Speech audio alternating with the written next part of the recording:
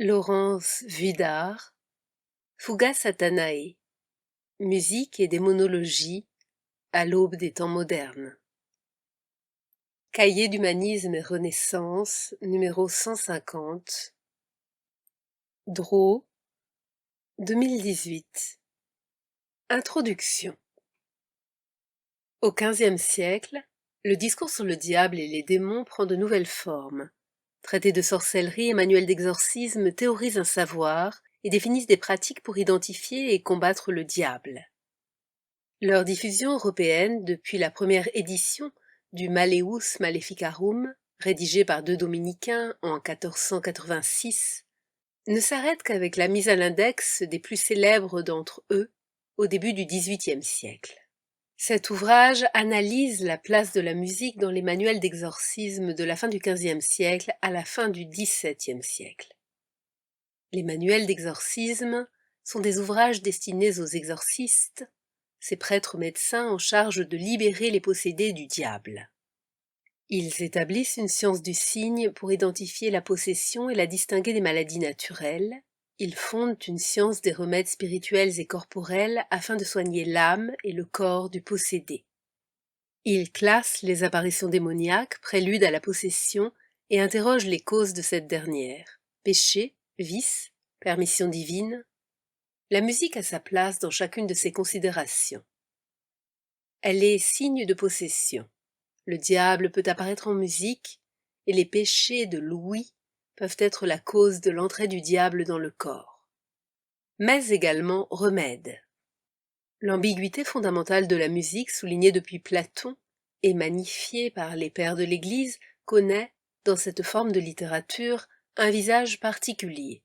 Le diable se manifeste en musique, mais les exorcistes peuvent utiliser les pouvoirs de cette dernière pour rétablir l'harmonie du corps aliéné par la présence étrangère.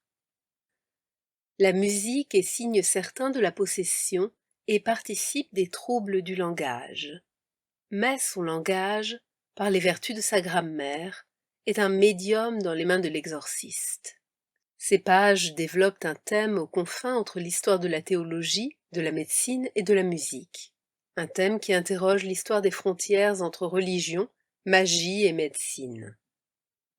L'histoire des maladies, mentales et physiques, et des remèdes. Qui questionne la nature du mal, des mots, des soins, de la musique. État de la question. Depuis plus d'un siècle, la représentation du possédé ou démoniaque fait l'objet d'études.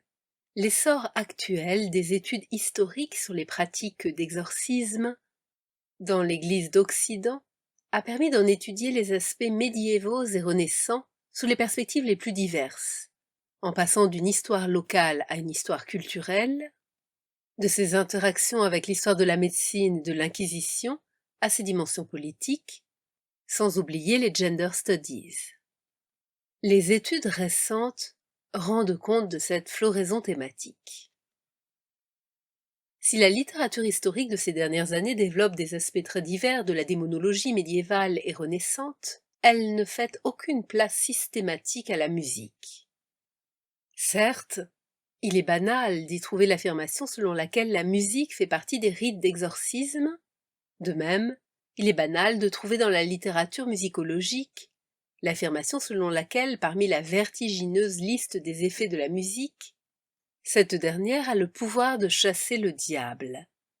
Mais, à ma connaissance, il n'existe pas d'études, ni en histoire de la démonologie, ni en musicologie, qui analysent cette affirmation.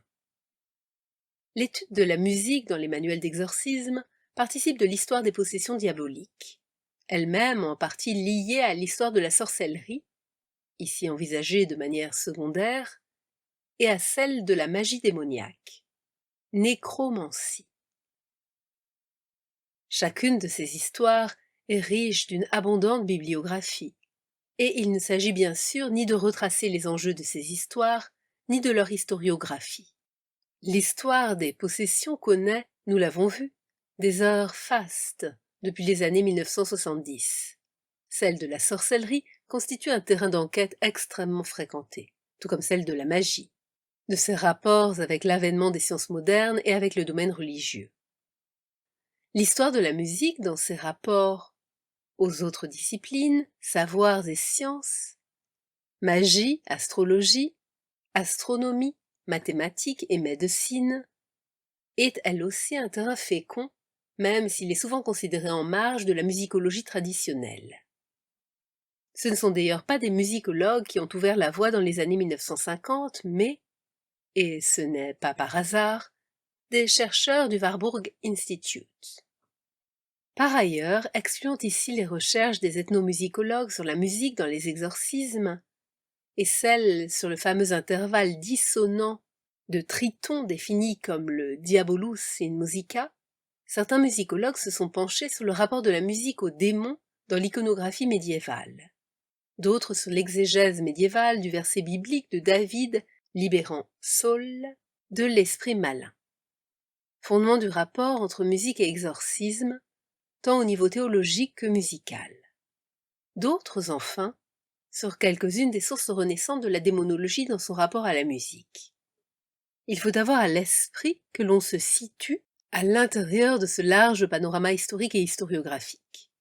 Étudier la musique dans les traités de démonologie en cerne un aspect non seulement négligé, mais à la fois précis. Parmi l'abondante littérature de démonologie, les passages relatifs à la musique sont clairement circonscrits. Et, même s'ils sont à considérer dans leur contexte, ils se détachent nettement dans l'immensité du matériel historique. Et fécond, surtout pour l'histoire de la place et du statut de la musique à la Renaissance. Source.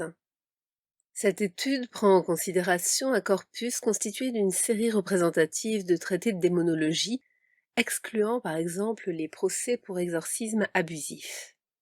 Elle se concentre sur la littérature à usage des prêtres, depuis le célèbre Malleus Maleficarum, 1486, premier traité imprimé et texte fondateur des manuels jusqu'à la fin du XVIIe siècle. Parmi les traités de démonologie, certains, comme la Conjuratio Malignorum de 1493, ou les Conjurationes Potentissimae et Efficaces ad fugendas tempestates ad aemonibus, publié en 1695 par l'exorciste Domenico Domestico, sont de simples livres de recettes. Les oraisons et les prescriptions s'enchaînent. Sans développement théorique, ces derniers nous intéressent peu. D'autres, au contraire, sur les traces du Malleus Maleficarum, sont de véritables sommes qui offrent à l'historien des idées et des savoirs une fenêtre exceptionnelle sur l'univers mental renaissant dans sa continuité avec les questionnements médiévaux. C'est dans cette épaisseur conceptuelle touchant tant à la spéculation philosophico-théologique qu'à la pratique médicale et pastorale que se trouvent les questions musicales. Le corpus ne vise évidemment pas à l'exhaustivité, tant illusoire qu'inutile, mais à la représentativité. Manuel d'exorcisme, littérature de sorcellerie et traités musicaux. Du XVe siècle au XVIIe siècle, le discours sur le démon s'incarne principalement dans deux formes de littérature aux frontières perméables. Les manuels à l'usage des prêtres exorcistes et ceux relatifs aux sorciers et aux sorcières à usage des inquisiteurs. Les premiers, généralement composés par les exorcistes, prêtres et médecins spirituels ou médecins de l'Église, théorisent les signes d'un mal, la possession diabolique, et les remèdes, spirituels et matériels, pour le soigner. Les seconds, composés par des hommes de loi, inquisiteurs, juges civils ou procureurs généraux, sont des recueils de jurisprudence où les aveux, confessions d'individus accusés de sorcellerie et les témoignages de tiers interagissent avec les autorités patristiques et médiévales. Les premiers visent à fonder une science du signe pour reconnaître et soigner un malade, le possédé. Les seconds visent à fonder une science du signe pour reconnaître et condamner un criminel hérétique, le sorcier. Les premiers trouvent leur fondement dans les récits d'exorcisme opérés par le Christ. Les formules d'exorcisme circulent sous différentes formes avant que ne voie le jour le premier manuel à l'aube du XVe siècle. Les seconds puisent aux racines des croyances païennes dans les sorciers, reprises dans le texte biblique, Exode 22, 17, Samuel 1, 28, 3, mais naissent à l'intérieur d'un projet biblique. L'un et l'autre offrent des questions et des réponses standardisées quand bien même les auteurs peuvent différer sur certains points importants, par exemple si les sorciers vont réellement au sabbat, ou si c'est le fruit de leur imagination, ou encore si la musique a le pouvoir de chasser le démon ou simplement de calmer le possédé. Il sera ici essentiellement question des manuels d'exorcisme et accessoirement des traités contre les sorciers et les sorcières. Enfin, les traités musicaux sont l'évident complément aux manuels d'exorcisme. Depuis le récit biblique de David, qui libère Saul des esprits malins grâce à son instrument, premier livre de Samuel 16, 23, la musique a un pouvoir sur le diable. Cet effet de la musique sur le malin aura dès lors sa place dans la liste des effets merveilleux de la musique présente dans la théorie musicale du Moyen Âge jusqu'à la fin du XVIIe siècle, voire encore à l'aube du XVIIIe siècle. Le mal et le malin, sorcier criminel et possédé victime. Les traités relatifs aux sorciers et aux sorcières sont des manuels à usage de l'inquisiteur ou du juge. Ils participent du domaine du droit et disent comment instruire un procès, valeur de l'accusation, des témoins oculaires, de l'aveu, de la confession, catalogue des preuves, modalités de la torture, détermination de la peine. Ils sont écrits par des théologiens, inquisiteurs, ou par des hommes de loi, juges, procureurs du roi, qui définissent les rapports, du pacte initial à la copulation, entre le diable et les individus qui l'a séduit, leurs crimes, des empoisonnements aux homicides et infanticides, et leur réunion, le sabbat.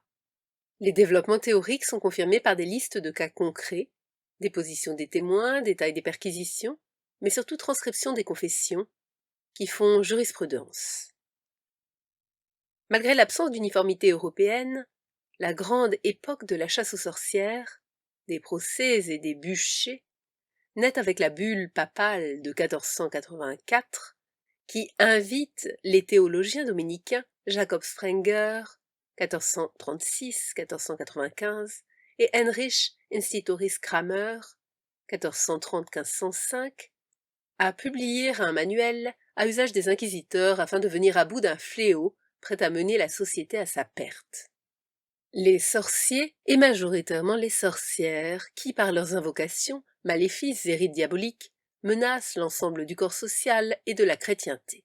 Rien n'y échappe, des papes aux champs de blé. Tout est menacé par ces organisations de personnes qui, crimes parmi les autres, ont renié le Christ pour adorer le diable. C'est bien ce dernier point qui fait que la sorcellerie n'est pas seulement crime, mais hérésie.